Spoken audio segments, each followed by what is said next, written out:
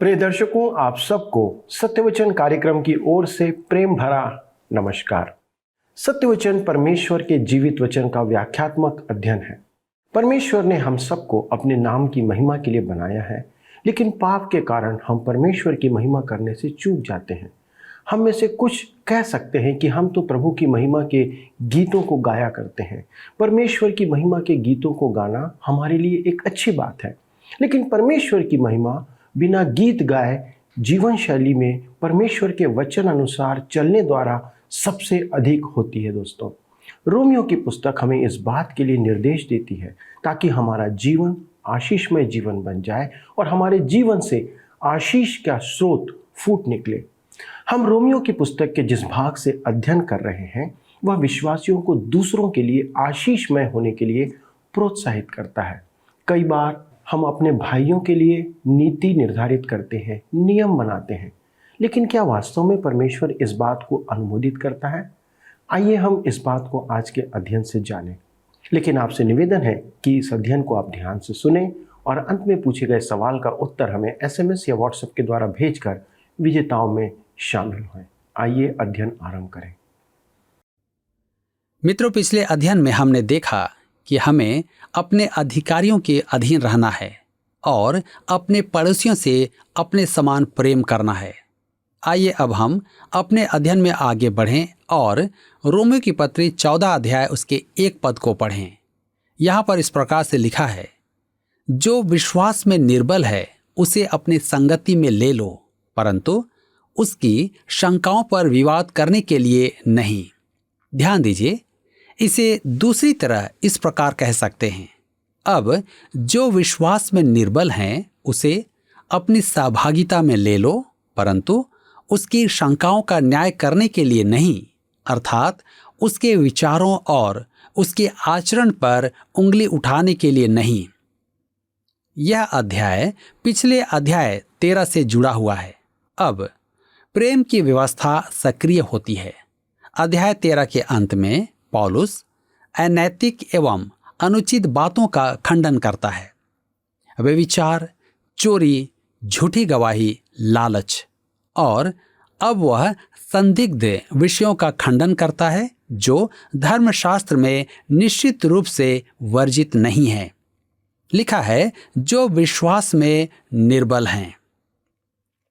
इसका अर्थ यह नहीं कि धर्मशास्त्र के महान सत्यों में निर्बल जन। यहाँ वह विश्वास के अदृश्य गुणों के विषय कहता है। इसका अर्थ है कि निर्बल जन का विश्वास डगमगाता है और आचरण के विषय दुचित्ता होता है। वह कुछ बातों में निश्चित नहीं है कि क्या करना आवश्यक है। ऐसे मनुष्य का विश्वासियों की सहभागिता में हार्दिक स्वागत करना चाहिए। आप उसके विचारों से सहमत न हो, परंतु आपको उसे ग्रहण करना है, परंतु तब जब वह मसीह यीशु को ग्रहण कर चुका है। आप उसे इसलिए ग्रहण न करें कि संदिग्ध विषयों में उसके साथ वाद विवाद करें। विश्वासियों का एक जनसमूह आचरण के विषय दूसरे समूह का न्याय न करे। कुछ बातें धर्मशास्त्र में स्पष्ट रूप से वर्जित नहीं हैं, तथापि कुछ विश्वासी उससे दूर नहीं रहते हैं। जो उन्हें करना चाहे वह उनकी अपनी इच्छा है। इन बातों के कारण विश्वासियों में विभाजन न हो। स्कोफिल्ड की बाइबल में एक सहायक टिप्पणी दी गई है, व्यक्तिगत स्वतंत्रता के संबंध में कलीसिया को अधिकार नहीं कि वह धर्मशास्त्र में अस्पष्ट बातों के बारे में अपना निर्णय दे। रोमियो की पत्री 14 अध्याय के 2 पद में लिखा है, जो एक को विश्वास है कि सब कुछ खाना उचित है, परंतु जो विश्वास में निर्बल है वह साग पात ही खाता है। यह पद अतिवादियों को दुख पहुंचाएगा। विश्वास में दृढ़ भाई सब कुछ खाता है, परंतु निर्बल विश्वासी केवल साग पात खाता है। दृढ़ विश्वासी मानता है कि मरकुस रचित सुसमाचार 7 अध्याय उसके 18 पद के अनुसार यीशु ने सब खाद्य सामग्री शुद्ध कर दी है। उत्पत्ति की पुस्तक 9 अध्याय के अनुसार जल प्रलय के पश्चात परमेश्वर ने सब प्रकार के मांस खाने की अनुमति दे दी थी। शुद्ध और अशुद्ध में अंतर केवल इस्राएल के लिए था। ज्ञानवान विश्वासी जानता है कि यह उसके लिए नहीं है, क्योंकि पहला कुरिन्थियों के पत्र 8 अध्याय उसके 8 पद कहता है, भोजन हमें परमेश्वर के निकट नहीं पहुंचाता। यदि हम न खाएं तो हमारी कुछ हानि नहीं, और यदि खाएं तो कुछ लाभ नहीं। मेरे मित्रों, आपको याद होगा कि याफा में शमौन चमड़े का धंधा करने वाले के घर की छत पर परमेश्वर ने पतरस को यह प्रयोगात्मक पाठ सिखाया था। प्रेरितों के काम 10 अध्याय उसके 9 से 16 पद में पतरस भोजन की शुद्धता के विषय पृथक और घमंडी था। प्रेरितों के काम 10 अध्याय के 15 पद में परमेश्वर ने उसे चिताया था कि वह परमेश्वर द्वारा शुद्ध की गई भोजन वस्तु को अशुद्ध न कहे। पौलुस का विवेक उसे मांस खाने के लिए दोषी नहीं ठहराता था, परंतु पतरस के मन में शंका थी। शाकाहारी विश्वासी मांस से घृणा करेगा। यहाँ सिद्धांत क्या है? एक विश्वासी मांस खा सकता है और दूसरा नहीं। परमेश्वर के अनुग्रह से दोनों मांस खा सकते हैं। सुनिए पौलुस क्या कहता है। रोमियो के पत्र 14 अध्याय उसके 3 पद में लिखा है, खाने वाला न खाने वाले को तुच्छ न जाने, और न खाने वाला खाने वाले पर दोष न लगाए, क्योंकि परमेश्वर ने उसे ग्रहण किया है। मैं जानता हूं कि इन अतिवादियों को अस्वीकार करने पर मैं न्यायोचित नहीं हूं। यदि वे ऐसा ही रहना चाहते हैं तो यह उनकी इच्छा है। जिस बात से मैं विचलित होता हूं वह यह है कि वे मुझे सुधारना चाहते हैं। निसंदेह मुझे सुधार की आवश्यकता है, परंतु यह उनका उत्तरदायित्व नहीं है। यहाँ मांस उन सब बातों का एक उदाहरण है जिनके विषय धर्मशास्त्र स्पष्ट निर्देश नहीं देता है। कोई किसी का उपहास न करे। मेरे मित्रों, यदि आप मांस खाना चाहते हैं तो खूब खाइए, परंतु यदि आपका विश्वास यह है कि मांस खाना उचित नहीं तो उसे मत छुओ। रोमियो के पत्र 14 अध्याय उसके 4 पद में लिखा हुआ है, तू कौन है जो दूसरे के सेवक पर दोष लगाता है? उसका स्थिर रहना या गिर जाना उसके स्वामी ही से संबंध रखता है, वरन वह स्थिर ही कर दिया जाएगा, क्योंकि प्रभु उसे स्थिर रख सकता है।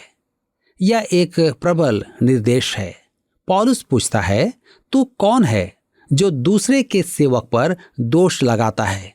मेरे मित्रों, संदिग्ध विषयों में किसी के आचरण पर उंगली उठाने का आपको क्या अधिकार है? क्या आप परमेश्वर हैं? क्या वह मनुष्य आपको लेखा दे? पौलुस कहता है कि वह आपको नहीं, परमेश्वर को लेखा देगा। वह अपने स्वामी के समक्ष खड़ा होगा। यदि आप किसी के घर भोजन करने गए और वहां उसके सेवक ने ठंडा खाना परोसा, तो आप उस सेवक को नौकरी से निकलवाने की धमकी देते हैं। वह आपका सेवक नहीं है, उसकी यह चूक थी, परंतु आपको उसका न्याय करने का अधिकार नहीं। उसका स्वामी इस विषय पर विचार करेगा। मेरे मित्रों, अति संभव है कि आप मेरे आचरण पर उंगली उठाएं, परंतु मुझे आपको लेखा नहीं देना है। मैं मसीह यीशु के समक्ष लेखादायी हूं, वह मेरा स्वामी है। विश्वासी का आचरण कैसा हो? पौलुस हमें मसीह आचरण का पहला सिद्धांत सिखाता है। रोमियो के पत्र 14 अध्याय उसके 5 पद में लिखा हुआ है, कोई तो एक दिन को दूसरे दिन से बढ़कर मानता है और कोई सब दिनों को एक समान मानता है। हर एक अपने ही मन में निश्चय कर ले, आश्वस्त हो जाए, अपने मन में सुनिश्चित कर ले।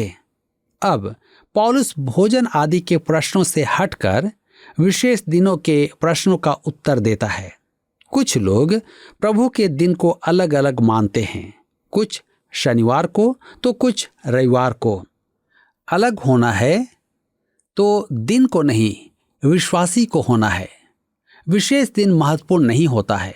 पौलुस कहता है कुलुस्सियों की पत्री 2 अध्याय उसके 16 पद में, इसलिए खाने पीने या पर्व या नए चांद या शब्द के विषय में तुम्हारा कोई फैसला ना करे।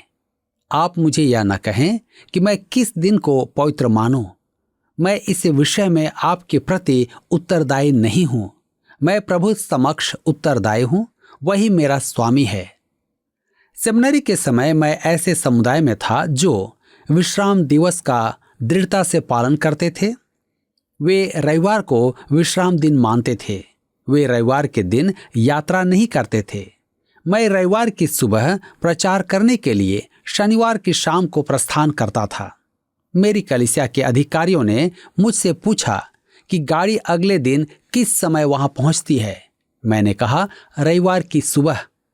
उसने कहा क्या इससे आपको असुविधा नहीं होती है? मैंने कहा मुझे तो कोई असुविधा नहीं होती है। मैं उस व्यक्ति का सम्मान करता हूं और मेरे विचार में उन्हें रविवार के दिन यात्रा नहीं करनी चाहिए।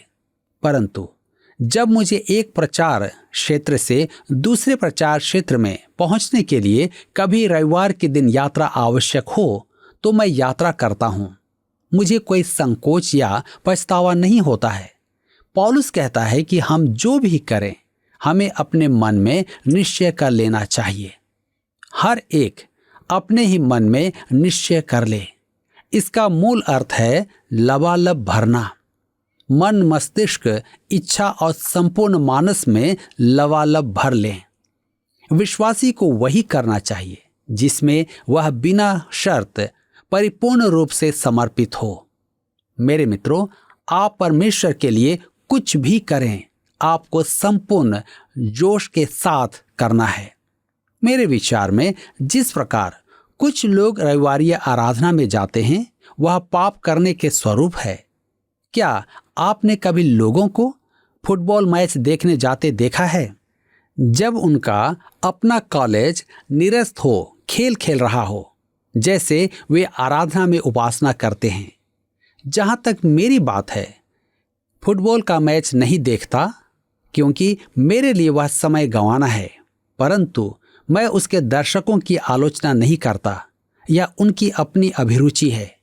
परंतु जब मैं हॉकी खेलने जाता हूं, जब पूरे जोश के साथ खेलता हूं और प्रभु के लिए जब मैं कुछ करता हूं तो पूरे जोश के साथ करता हूं। मैं बाइबल की शिक्षा देता हूं क्योंकि मुझे बाइबल सिखाना अच्छा लगता है। मैं तो किसी भी काम से बढ़कर यही करूंगा। कलीसियाई सेवा के पतन का एक मुख्य कारण यह भी है कि उसमें जोश की कमी है। एक बार किसी से निवेदन किया गया कि वह संडे स्कूल में पढ़ाए, तो उसने कहा यदि आपको और कोई नहीं मिलता है तो मैं पढ़ाऊंगा। यदि आपका सोचना ऐसा है तो मेरे भाई, आप यह काम ना करें। बच्चों के लिए शिक्षक ना होना ही अच्छा है, अपेक्षा इसके कि अनुत्साही और रुचि से रहित शिक्षक उन्हें पढ़ाएं। कुछ लोग कलीसिया की सेवा करके पाप करते हैं। सबसे पहला बड़ा सिद्धांत है, हर एक अपने ही मन में निश्चय कर ले। अब इस सिद्धांत को उन बातों से प्रासंगिक कर लें जिनके विषय प्रश्न पूछे जाते हैं। लोग मुझसे प्रायः पूछते हैं, विशेष करके युवा वर्ग, कि यह करना या वह करना क्या गलत है? मैं उन्हें उत्तर देता हूं, आपके लिए यह गलत हो सकता है, परंतु मेरे लिए तो उचित है। और वे मुझसे पूछते हैं कि मेरे कहने का अर्थ क्या है। मैं उनसे कहता हूं, मेरे मन में इस विषय के प्रति कोई शंका नहीं है। यदि मैं करना चाहूं तो उसे पूरे जोश के साथ करूंगा। समस्या तो यह है कि आपके मन में संदेह है। हर एक अपने ही मन में निश्चय कर ले। यदि आपने अपने मन में निश्चय कर लिया होता तो आप मेरे पास पूछने नहीं आते। मेरे मित्रों, यह एक महान दार्शनिक सिद्धांत है। यदि आप कुछ करने जा रहे हैं और आपके मन में संदेह है तो आपके लिए वह गलत काम है। हो सकता है कि वह मेरे लिए गलत ना हो, परंतु निश्चय ही आपके लिए गलत होगा। मित्रों, आपको स्मरण होगा कि यीशु को बंदी बनाकर ले जाते समय शमौन पतरस दूर ही से उसके पीछे जा रहा था। उस रात पतरस महायाजक के प्रांगण में गया था। एक दिन सुबह मैं वहां बैठा था।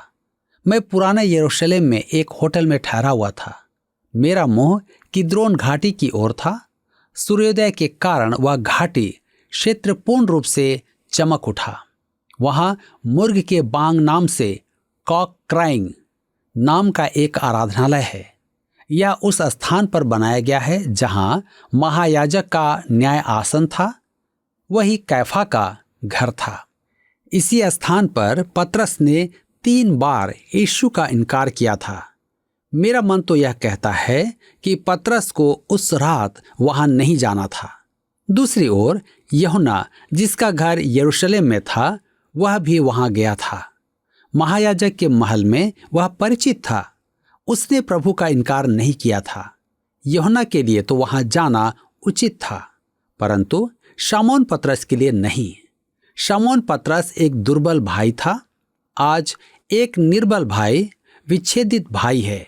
आपको यह बात विचित्र प्रतीत होगी, परंतु वे जो करो या मत करो का वैधानिक तंत्र स्थापित करते हैं, वे सतर्कता वहन करते हैं। वे निर्बल जन हैं। सेमिनरी के समय शनिवार की रात मैं छात्रावास में मल्लयुद्ध करता था। एक विद्यार्थी 2-3 ढोंगियों को लाकर हमारे लिए प्रार्थना करवाता था। मैं सदा यही चाहता था कि वे हमारे जीतने की प्रार्थना करें। हम बलिष्ठ जन थे। एक रात हमने सब गलीचों को गीला कर दिया और लगभग निष्कासित हो गए। परंतु यह युवक एक आदर्श विद्यार्थी था। 15 वर्ष पश्चात एक दिन मैं उसके और उसकी पत्नी के साथ बैठा बातें कर रहा था। मैंने उससे निवेदन किया कि वह अपनी पत्नी को तलाक न दे। उसने कहा कि उसे तलाक लेना आवश्यक था, क्योंकि ऑस्ट्रेलिया में उसके पास एक अन्य स्त्री से लड़की है और उसे उस स्त्री से विवाह करना आवश्यक है। वह धार्मिकता का ढोंगी था, परंतु वास्तव में वह निर्बल भाई था। मेरे मित्रों, संदिग्ध मनोरंजन विश्वासी के लिए गलत है। यदि आपके मन में शंका है, यदि वह उनमें भाग लेने पर भी मसीह के साथ घनिष्ठ संबंध बनाए रखे, तो वे उसके लिए अनुचित नहीं। मैं इस संदर्भ में एक कहानी सुनाता हूँ। वर्षों पूर्व एक महिला ने अपने पास्टर से पूछा, क्या विश्वासी के लिए नाचना गलत है? उसने कहा, आप जहां भी अपने साथ मसीह को ले जा सकती हैं, वहां जाना गलत नहीं। वह क्रोधित होकर कहने लगी, मैं उसे नृत्यशाला में ले जा सकती हूँ। पास्टर ने कहा, तो पहुंचो। अतः वह नाचने गई। वहां वह एक अनजान युवक के साथ नाचने लगी। उसने यीशु को अपने साथ ले जाने का संकल्प किया था। अतः उस युवक से पूछा, क्या आप विश्वासी हैं? उसने कहा, नहीं। वह तो उसके साथ बातें करना चाहता था। अतः उसने भी पूछा, क्या आप विश्वासी हैं? उसने कहा, हाँ। तब उस अविश्वासी ने कहा, तो तुम यहाँ क्या कर रही हो? उस रात जब वह घर पहुंची तो उसने निर्णय लिया कि वह मसीह यीशु को वहां नहीं ले जा सकती है। रोमियो के पत्री 14:6 में लिखा है, जो किसी दिन को मानता है वह प्रभु के लिए मानता है, जो खाता है वह प्रभु के लिए खाता है, क्योंकि वह परमेश्वर का धन्यवाद करता है, और जो नहीं खाता वह प्रभु के लिए नहीं खाता और परमेश्वर का धन्यवाद करता है। मेरे मित्रों, आप रविवार के दिन क्रिकेट खेलने जाते हैं। आप मसीह यीशु को अपने साथ वहां ले जाते हैं और अपने साथियों के साथ प्रार्थना करते हैं। तो अन्य खिलाड़ी क्या सोचेंगे? उनके तो खेल में बाधा आ गई। आपको प्रार्थना करता हुआ देखकर कोई खिलाड़ी कहेगा, वे लोग खेलने की जगह क्या कर रहे हैं? यहाँ ध्यान देने योग्य महत्वपूर्ण बात है कि वह दिन प्रतिष्ठित किया जाए या प्रभु के लिए माना जाए। इसी प्रकार मांस खाने वाला दिल से परमेश्वर को धन्यवाद कहता है, और जो मांस नहीं खाता वह भी दिल से परमेश्वर का धन्यवाद करता है। यह खाना नहीं है जिसे परमेश्वर देखता है। वह देखता है कि मनुष्य के मन में क्या है। यह मन का भाव है जो मसीही आचरण को स्थापित करता है। हम रोमियो के पत्री 14 अध्याय उसके 7 से 9 पद में आगे पढ़ते हैं। लिखा है, क्योंकि हम में से न तो कोई अपने लिए जीता है और न कोई अपने लिए मरता है। यदि हम जीवित हैं तो प्रभु के लिए जीवित हैं, और यदि मरते हैं तो प्रभु के लिए मरते हैं। अतः हम जिए या मरें, हम प्रभु ही के हैं। क्योंकि मसीह इसीलिए मरा और जी भी उठा कि वह मरे हुओं और जीवतों दोनों का प्रभु हो। ध्यान दीजिए, न तो कोई अपने लिए जीता है और न कोई अपने लिए मरता है। यह आमतौर पर प्रमाण स्वरूप संदर्भित किया जाता है कि हमारा जीवन दूसरों को प्रभावित करता है, परंतु यह विचार इस गद्यांश में नहीं है। सच तो यह है कि हम विश्वासी मसीह से अलग जीवन नहीं जी सकते। यदि आप जी रहे हैं तो मसीह के लिए, और यदि मरते हैं तो मसीह के लिए। हमारे मसीही जीवन की परख भोजन से नहीं, अपितु उसके प्रति समर्पण से है। यही सबसे अधिक महत्वपूर्ण बात है। एक दिन हमें अपने कामों का लेखा उसे देना होगा। दूसरा कुरिन्थियों के पत्री 5 अध्याय के 10 पद में लिखा है, क्योंकि अवश्य है कि हम सबका हाल मसीह के न्याय आसन के सामने खुल जाए, कि हर एक व्यक्ति अपने अपने भले बुरे कामों का बदला जो उसने देह के द्वारा किए हों। उस समय प्रश्न भोजन का नहीं, भोजन खाते समय मसीह के साथ आपके संबंध का होगा। आप मांस खाए बिना भी अभक्त हो सकते हैं और मांस खाकर भी भक्त हो सकते हैं। मसीह की मृत्यु और पुनरुत्थान उसके लिए मृतकों एवं जीवितों पर प्रभुता करने का कारण है। मेरे प्रियो, यह बहुत ही महत्वपूर्ण है कि हम इन सब बातों को अपने जीवन में समझें और ग्रहण करें। पिछले प्रश्न का उत्तर है सी, प्रेम। हमारे पड़ोसियों के प्रति प्रेम का भाव हमें व्यवस्था पूरी करने में सहायता करता है। आज का प्रश्न है, प्रत्येक मनुष्य किसके सम्मुख लेखादायी है? ए, समाज, बी, मनुष्यों, सी, याजक, डी, यीशु मसीह। मित्रों, इस प्रश्न का उत्तर हमें कल सुबह 6 बजे से पहले विकल्प ए, बी, सी या डी के साथ अपना नाम, पता, स्थान के साथ 9651433397 पर SMS या व्हाट्सएप करें। सभी विजेताओं को विशेष पुरस्कार प्रदान किए जाएंगे। धन्यवाद। क्या आपको यह कार्यक्रम पसंद आया? अभी हमें एक मिस कॉल करें और आप अगले विजेता हो सकते हैं।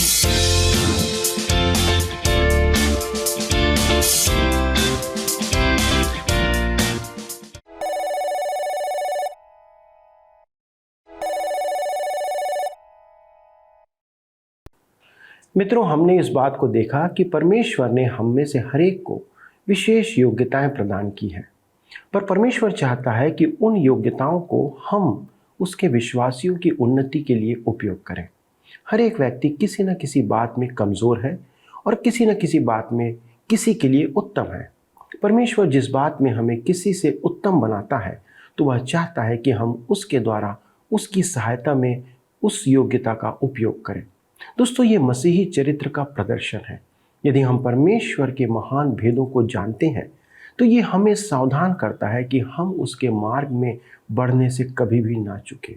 और जब हम मसीही चरित्र का अभ्यास करते हैं तो न सिर्फ परमेश्वर की देह की सेवा करते हैं, बल्कि हम व्यवहारिक रूप से आत्मिक जीवन में उन्नति भी करते जाते हैं।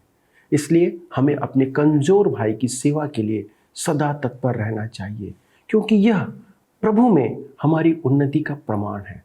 आइए दोस्तों, हम प्रार्थना करें कि परमेश्वर विश्वास में कमज़ोर भाई और बहनों की उन्नति के लिए हमारे जीवन को उपयोग करे, आपके जीवन को उपयोग करे।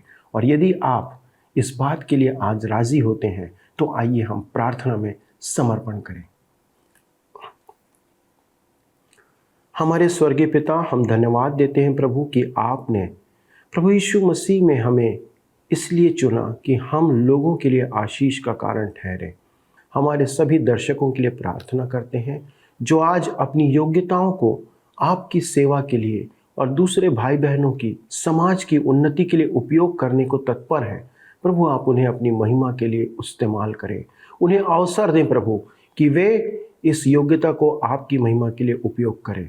पिता हम साथ में प्रार्थना करते हैं प्रभु हमारे उन दर्शकों के लिए जिन्होंने हमें इस बात के लिए निवेदन किया है कि वे विभिन्न प्रकार की समस्याओं से गुजर रहे हैं, उनके पारिवारिक जीवन में शांति नहीं है। पिता उनके बच्चे प्रभु जी बिगड़े हुए हैं, वे अपने बच्चों को लेकर के बहुत चिंतित हैं प्रभु, और उनके जीवन में प्रभु आपके अलावा और कोई रास्ता नहीं बचा है। प्रभु आप अनुग्रह करें, उनके परिवार में शांति को उत्पन्न करें पिता, कि भाई बहन के बीच में, पति पत्नी के बीच में, माता पिता, सास और बहू, इन सबों के बीच में प्रभु एक मधुर रिश्ते स्थापित होने पाए। क्योंकि पिता परमेश्वर हमारे रिश्ते, हमारे संबंध यदि मजबूत होंगे तो हमारा आत्मिक जीवन और आगे बढ़ता चला जाएगा। पिता आप हमारी ऐसी सहायता करें, इसलिए हम इस विनती को प्रभु यीशु क्रिस्ट के नाम से मांगते हैं, आमीन। प्रिय मित्रों, मुझे विश्वास है कि आज के अध्ययन ने आपके हृदय को छुआ होगा, और यदि आप अपने जीवन से परमेश्वर को महिमा देना चाहते हैं तो आप अपने उन सब वरदानों को जो परमेश्वर ने आपको दिया है उसे परमेश्वर की महिमा के लिए उपयोग करते रहें। अगले प्रसारण तक परमेश्वर की आशीष में बने रहें और लोगों की सहायता करते रहें। प्रभु आप सबों को आशीष दे। धन्यवाद।